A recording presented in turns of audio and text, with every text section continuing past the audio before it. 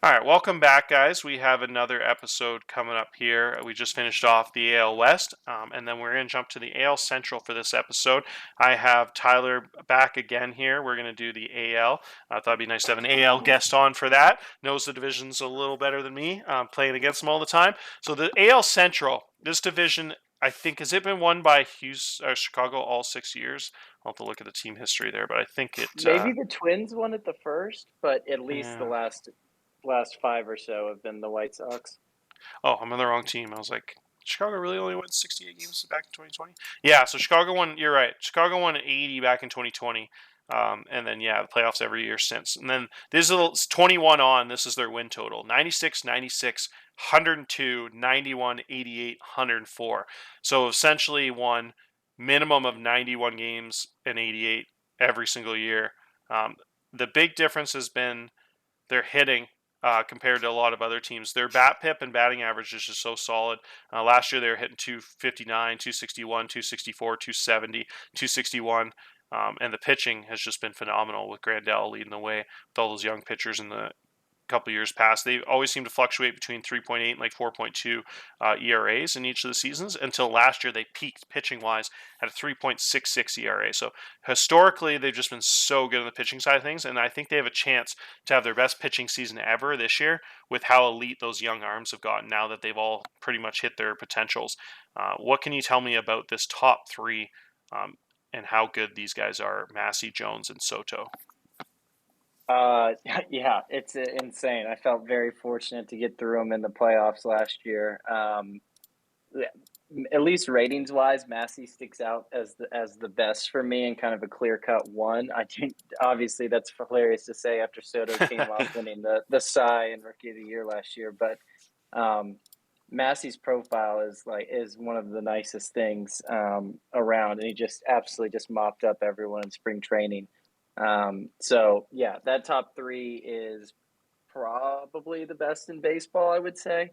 But it's I think when we looked at that historically, they dropped their team ERA by like half a point last year with the induction of some of these young guys. So scary, and kind of like us, they run out a pretty similar team to a year ago, which is nice to do. Like you said, when you're coming off 100 wins, to just kind of run it back. But they're obviously going to be really good again. Yeah, it's I really like how you pointed that out about the preseason for Massey. I just looked at that when you said that. He had 4 innings pitched and 11 strikeouts in the last appearance. He had 13 batters faced and 11 strikeouts. That's just ridiculous. Absolute monster, and I totally agree with that. I think he's my early favorite. Him and Pittman are probably the early favorites for the AL Cy Young for me. Obviously, Mm-hmm. Soto has a really good shot at that too, and I really think there's about 5 other names that are right up there. And even wouldn't even shock me if Jared Jones had like a 5 WAR season and won the Cy Young. All those guys are just so nasty, just crazy. And then they have a pretty nice signing there in Zabuki as the big, nice lefty. He had a down year last year, but the year before he had a monster season with a really nice 1.2 WHIP. So another arm that could have a big season with a nice defense and catcher behind the plate there. Offensively, they have pretty much the same lineup coming back. They have a really solid infield there. They got Gavin Sheets and Berger, I guess, play a little bit of first base DH there. Vaughn at the DH spot. Madrigal at second. Moncada at third. And Pacheco, the superstar, at short. Pacheco made that jump last year from a 1.6 WAR the year before to a 5.7 WAR. So if he can kind of repeat that type of season with Moncada there, they just should be able to win at least 90 games. I'd say again, the only difference for me is Grandel finally started to show a little bit of aging in the offseason. His defense went down just a bit for me. I had his defensive was 75 going into last season in March, April, and now it's down to a 65. So he has lost a little bit of ability too. I think it's still a 70, which is crazy, but it's not that sparkling 75 anymore. So might rely a little bit more on those pitchers now that Grandal isn't as much of a wizard, but he's still like a top 10 catcher in baseball. Just not on that like crazy historically great behind the plate now. So we'll see if he stays at that. He still should be really solid. But once they start aging like that, by the end of the year, you never know. He could be down to like 60 ability. So that's something to really keep an eye out if he can hold on for the rest of the season there. Now that he's so old. But other than that, I think it's pretty much the same lineup as they had last year that scored a lot of runs. So it's looking like a playoff team to me. Yeah, Gotta replace Eloy in the outfield. The outfield looks a little weak in comparison to the rest of their team. And you know, Eloy wasn't coming off a great year, but a big power threat in the middle of that lineup. So that'll be interesting to see how that kind of mix of it's really good defenders in the outfield, but how their bats play will probably be key to see that offense kind of keep up the same pace they had a year ago. Yeah, it's a really good point. I forgot about Loy there. Yeah, anytime you lose a 70 power guy that's put up like 200 home runs over the last decade is Hmm. a pretty big loss for sure. So that should looking like a really good team yet again. Dominated the division for a long time. Now we'll move on to Cleveland and a few of these other teams and see if they have a shot at knocking down the White Sox. Cleveland has really improved this last year, like I mentioned earlier, mainly on the pitching side of things. Now that Tanner Witt is up, Eddie Billings was a very high draft pick that looks really good ratings wise. He just continues to get better. Stuff went up again in this preseason. I have him fully out potentialed now at 65. And so having him and Tanner Witt is a really nasty combo at the top there. Griffin Canning was a big pickup too.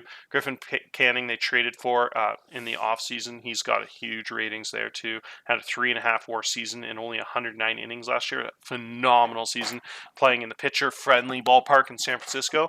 And then another veteran they picked up, more of a salary take on here, is Brandon Woodruff, but still some pretty solid ratings. Another guy that had a 2 WAR season. Really, really competitive arms compared to where they in the past they've been rebuilding and haven't. So that's a massive improvement. And then they have a couple young fireball arms in the bullpen with 70 stuff here in Schwilling and Zuinga. A couple nice strikeout guys. Isaac Rodriguez has some really nice ratings. It was a big pickup in the Rule 5 in 2026. So he hasn't played in the majors yet. He should be another guy that can play a really solid arm in the bullpen there as a lefty. So I really like a lot of these arms they have. And then hitting side of things, big pickup in Alex Bregman and Hunter Bishop and Dylan Carlson, all new guys added to that lineup, along with promoting the 5th overall pick of the draft. Looks like he might have a spot here in center field, Brad Rattray. So anything else you want to add on to this team? A lot of guys I really like. Yeah, it's crazy, you know, looking at the roster and obviously, like you said, a lot of these guys are young and up and coming. But the fact that they only won 58 games a year ago, it's a way better roster than that. The top of that pitching is really good. I think the lineup's a little thin, but that core that you kind of touched on, Bregman, Bishop, Drew Bianco is a guy who I think is going to have a really big year too. Is a really nice 3 through 5 in that lineup. So I think they're going to find a way to score runs better than they did last year too. So I don't know if I'm quite ready to say it's a playoff team, but definitely trending up. Yeah, I really like that Bianca. I'm glad you touched on him. I kind of forgot about him for a second. I think he's a sneaky, probably a sneaky chance at 6 WAR. I think he's that good. I think Mm-hmm. a lot of people, they haven't heard the name yet. A young guy that was a 5th round pick in 2021 and bid his time in the minors. Had a big injury last year, but if you look at his profile, a guy that can give you really good base running. He can give you an average third base D, but what really jumps out is that power and eye. There's not many guys in all of baseball that have currents of 65 power and 65 I that actually have like a 50 hit tool. There's a lot of those guys like Joey Gallo profiles with, they got the 35 avoid K and the 40 contact, maybe 45, but to have a 50 contact with the monster home run and I are just that's a pretty rare bat. There's only a handful of guys like that in the entire league. So I think he really has a shot at just being an absolute freak, like putting up a 160, 145 OPS plus MVP type season. Like I really think his ceiling's that high, and so if he can just give you like anything above like a -5 zone range type at third base and hang on there with that good of a bat, I really think he could be like a perennial all-star there. Looks like an absolute freak at whether any play a really good first base too. So if he can hold on to third though, they can give you some major seasons there. It looks like one of the stars of TLG moving forward here. Really, really like him. So I agree, though, with the thin thing that really kind of jumps out at me. They don't have a ton of power other than him. They have a couple 60 guys. I guess Carlson has a little more power than I remembered. I forgot he had that 46 home run season. But yeah, other than Bianca there, there's not a ton of extra gap and home run power in that lineup. So, but they do have some pretty solid contacts. I think that'll be a really interesting team to watch. And that's another team. I think they're just a piece or two away if they are having a really good season. Trade for like Mm-hmm. really good player at the trade deadline. That could be a team that, like you said, makes that jump right to the playoffs if they could add a couple big veterans there. So it'll be really interesting to see how they do in the first couple months. Next up, we have the Minnesota Twins. This is a big rebuild underwent here, but then he seemed to bounce back and brought a lot of veterans back this season. What did you think about some of the moves Petey Pratt made there, bringing in Eloy Jimenez and a couple of those big names, and then Sean Poppin makes his return. Yeah, this is going to be an interesting one because it seemed like it was a nice slow rebuild. We always touched on them having, the top three prospects in baseball and kind of what their timelines would be like. But like you said, a lot of moves to at least compete a little more this year. Guys like you mentioned, Eloy, Carter Keyboom as well. And then on the pitching side, Poppin. So it still has the youth in spots where, I'm not sure if a guy like Freddie Machado gets a shot this year, but at least on the pitching side, Jose Ola Schroeder is probably up there for AL Rookie of the Year consideration. He came up at the very end and wasn't great. They weren't playing any defense for him, so his numbers are super inflated. But as a 25-year-old with his pitch profile, really impressive. So I think they're going to be another team. We've touched on a lot of them. That's going to be better this year for sure. Yeah, just exactly what you just said. Like a lot of those teams have really made the jump, and mainly pitching wise. I think 3 or 4 of those teams we touched on, Oakland, LA, they just seem a lot better with the arms, and Poppin really helps that with them. So another team that fits in that category. Matt Larson is another name that really is talented. 75 fastball, throws 101 miles an hour, and has all green ratings in the pitch side of things. It's just that changeup that they're waiting on. So probably more of a bullpen guy now until he develops that changeup. But I think he could get away in the starting rotation, and who knows, by the end of the year, that changeup might be a 40 or 45, closer to that 50 barrier. But yeah, a lot of arms. I think Schroeder's even better than I remember. It totally makes sense, I guess, why he's number one prospect in baseball. I didn't think he was quite so high ceiling. I thought he was a little farther away in his currents than he is. So looking at that he's right up there with like Massey and Pittman ratings wise. So I think he could be an absolute star. That's a good choice. Good prediction there for him being the running for Rookie of the Year, I think for sure. Pat Arbin's another name, first round pick in 2025, college guy that already looks pro ready in the bullpen here, 65 stuff, major strikeout numbers last year. A couple levels he played, 23% as a starter in A-ball, so I think he could be a big time arm too. So really exciting. A couple of names they brought in. Trevor Rosenthal, so another nice arm there. So definitely brought in a lot of vets to try and be competitive right away, especially in that division that a lot of teams have struggled to be competitive there. So if you can put a pretty good product on the field in Central, you're right in the wild card runnings there. So a team that could really bounce back from a rebuild year and be right back in the thick of things there with a lot of those nice veterans they brought back. Next up, we have the New Orleans Voodoo. New Orleans made a big move all the way from KC down to New Orleans. I love the new outlook they have there. The Voodoo, that's a pretty cool ass name. They are really improving there the last few seasons with some of those superstar young bats coming up, especially. This year, they brought in Kellenic, which was one of the biggest offseason acquisitions, probably the biggest star to move teams in the offseason that I can think of off the top of my head.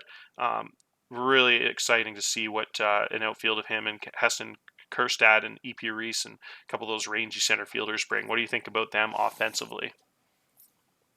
Yeah, it's I don't know if I've ever seen a sharper drop off in a lineup between 1 through 4 and 5 through 9. The top four is all kinds of elite. It could be one of the best in baseball. I love the top of that order. If they get any production, I think from that second half, they'll be very happy to get. But I still think the offense plays. You touched on all of this, Reese, but Jacob Blass at first base too is a guy who I really like. A lot of high eye profiles from the guys for New Orleans. So it's an exciting team. Obviously they had a great year last year, making to the playoffs. And it feels like it's always tough that first year after you crack the playoffs to at least it was for me to keep it going. So be interested to see what kind of start they get off to, and what we've touched on is a pretty improved division.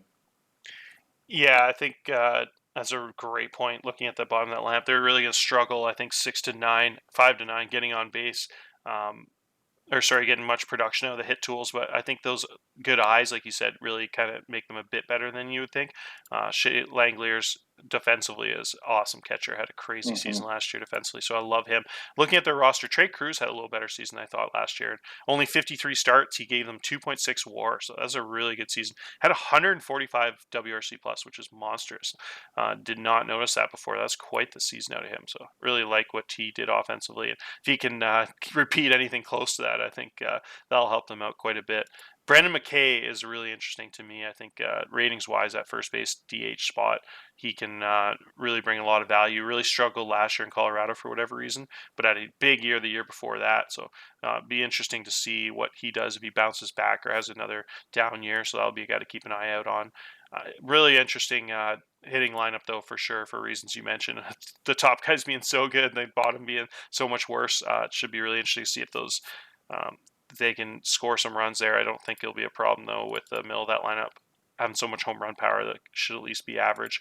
Pitching side of things is where it really comes down to though if they're going to be a playoff team or not. They don't have quite the high ceiling arms that some of those other teams we've talked about. The number 1 and 2 stars like Tanner Witt and Billings there in Cleveland are really good. And the top 3 in Chicago with their division rivals being so good. But Houston's pretty balanced. Their 4 and 5 are pretty solid there. So they got kind of more of like a bunch of number 3s, it looks like. Alcantara, Hooper, Pardinho, all pretty solid ratings. There's not quite those ace profiles, but not far off though. Like they really do have some nice rating. Like Pardinho had a 2.9 WAR season last year, so not too shabby at all. Yeah, the pitching worries me a little bit. Like I think, like you said, I think 1 through 5 they're all pretty similar. It's no clear ace, but there's not anyone you're worried about pitching. They do lose. Cesare gets hurt. Who was their closer? Came up into last year. He got hurt. I don't know what the timeline is, but it was pretty extensive in spring Oh, training. 13 months. That's brutal. Yeah, and that bullpen looks awful thin to me. So a little bit of a concern on that front, more so than anything.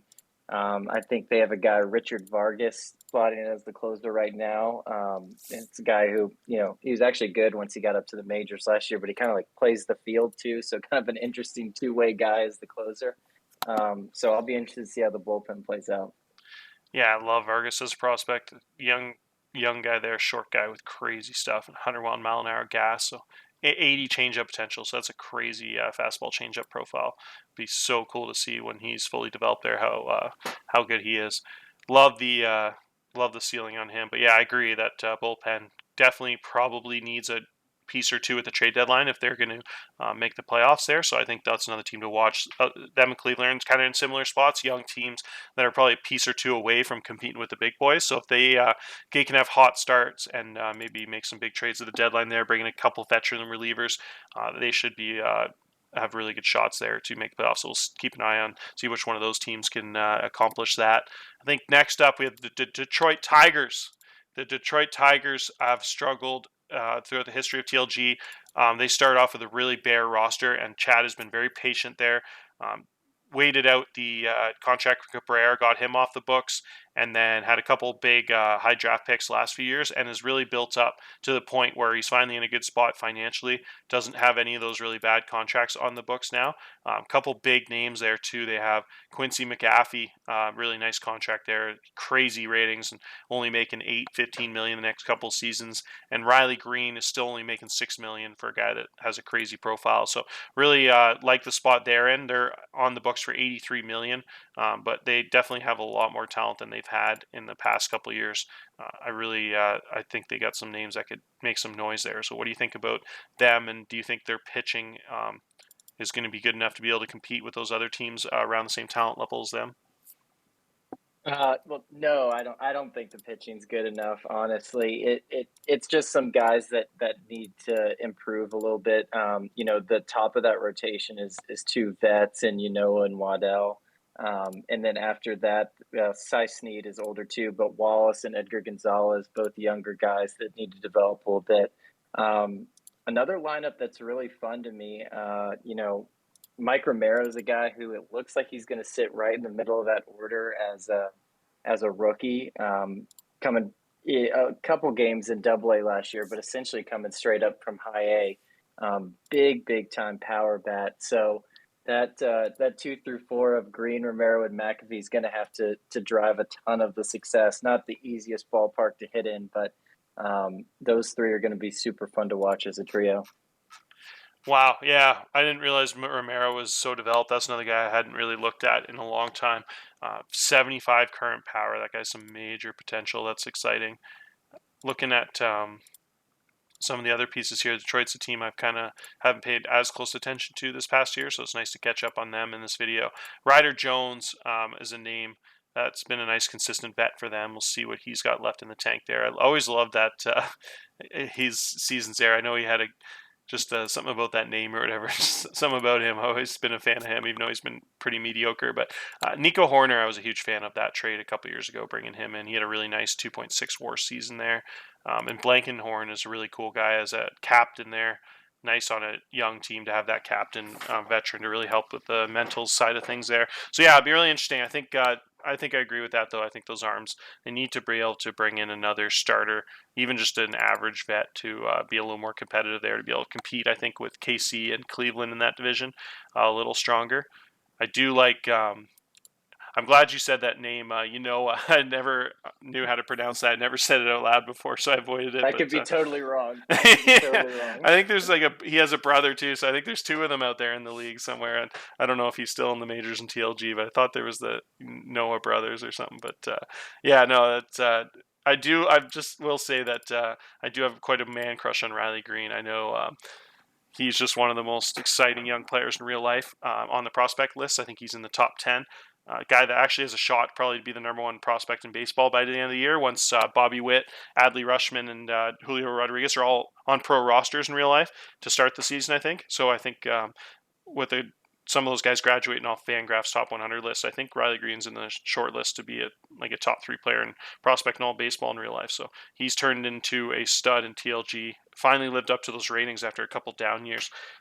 Guy that still only had 11 home runs, just because that ballpark's so hard to hit home runs in. I think if he was in more a hitter-friendly park, he'd have a chance at like 25, 30 home runs. An absolute stud last season at a 4 WAR. So really love Riley Green. We'll see what he can do this year.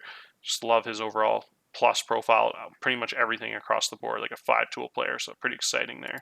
That'll be it for the AL Central. Let's talk about the projections now. Now that we won't be biased here, you're not in that division, so it'll be a fun one to do. What do you think about? Do you think that Cleveland? I think, in my opinion, Cleveland's probably a number 2 there, just above the Voodoo and the Twins. I think Cleveland has a shot at competing with the White Sox if the White Sox do have a down year. I think the way I look at it is the White Sox have that rotation is just too good. I think they're still about 10 or 15 wins better than everybody in that division, but I really am excited about Cleveland's lineup there. Do you think they have a shot there at like 85, 87 wins? Yeah, no, I think you described it. I feel pretty much exactly the same way. I still look at the White Sox and think they're double-digit games better than this division. Um, and I think it's pretty neck and neck right there between Cleveland and New Orleans. They both feel like kind of mid 80s, like you were saying, win total teams, which is just a crazy, massive improvement for Cleveland. So that would be awesome. And I think just for the Twins and Tigers, still getting it going a little bit and waiting for their windows to hit. But, like you said, it could be just like the Astros in my division last year, where the White Sox get off to a slow start. And, Cleveland and New Orleans, they have really good rosters. And there's just a couple spots on each where I think they could make improvements. And if they get off to a good start and make those quickly, they could easily win it. Yeah, I totally agree with that. The Twins, I think I'm really torn on because part of me thinks what you said, like maybe they a little farther away, but it wouldn't shock me if some of those young stars they have, like Larson and Schroeder, there come out and have just monster seasons because their ceilings are so high and they're a little better than we'd think if they can stay healthy. Like Alex Reyes is another signing there. He's wrecked, but he's got some crazy ratings. But I also have a lot of nice veterans they brought in that will probably bring a ton of trade value. So Tyler Maley and a couple of those guys that they picked up, like Jimenez and Poppin, could have some really nasty trade value if they do end up having a slow start and trading those guys at the deadline. So there's a lot of guys to keep an eye out for in that team that could be some big targets there come trade deadline time if they're not competitive. John Kuhnel's another nice bullpen arm too. So a lot of interesting things about that team that I think I'm excited to see the storyline of how that goes this season. I always liked Rosenthal too, a huge movement reliever. So a lot of really nice pieces there. It could be like a 68 win team. It could be like a 81 win team. So I think for me there, I can't really seem to make my mind up on how they're going to be. So we'll have to see after a couple weeks. But that division's a lot of fun. I think it's just exciting to see some of the teams just get better, because that's been a really hurting division the last few years and hasn't been a ton of fun with Chicago running away with it every year. So this year, I think just seeing how much better some of those teams are pitching wise, especially, it's going to be a lot more fun. And same thing I mentioned last video, it's just the whole AL just looks a little better to me in uh, top to bottom. So just excited to see them catch up and play some more competitive baseball. So that'll be a lot of fun for those teams. And that'll be it for this episode. Next episode, we'll finish off the AL East. Cheers, guys.